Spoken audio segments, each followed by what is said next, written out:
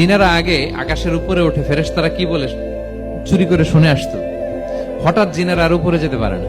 উপরে যেতে চাইলেই ফাআতবাআহু শিহাবুন সাকিব, আগুনের পাথর মারা হয়। ঘটনা কি? সব জিনেরা বৈঠক বসলো। ঘটনা কি? আগে কত তথ্য আগেই জেনে যেতাম, জেনে গণকদেরকে বলতাম, গণকরা আমাদেরকে ধন্যবাদ জানাইতো। তো এখন তো আসমানের সিকিউরিটি এত বেড়ে গেল কেন? কারণ কি? ওই যে শেষ নবী আসার কথা যে মনে হয় চলে আসছে, দেখো তো কোথায় আসছে উনি।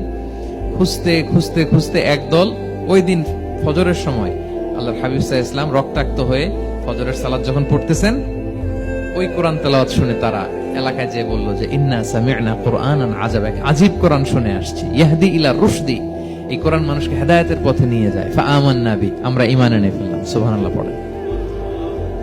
তো রাসূল সাল্লাল্লাহু আলাইহি ওয়াসাল্লাম তো এটা জানেন না। আল্লাহ তাআলা জিবরাইল মারফত জানালেন যে হে নবী, আপনি এসেছিলেন ম্যানকাইন্ড কে দাওয়াত দিতে তায়েফের, তারা দাওয়াত গ্রহণ করে নাই, ম্যানকাইন্ড রিজেক্ট করেছে। কিন্তু আরেকটা জাতি আছে যাদেরকে আপনি দেখেন না, তাদেরকে বলে জিন কাইন্ড, মানে জিন জাতি। পুরো জিন জাতি কালিমা পড়ে মুসলমান হয়ে গিয়েছে নবী।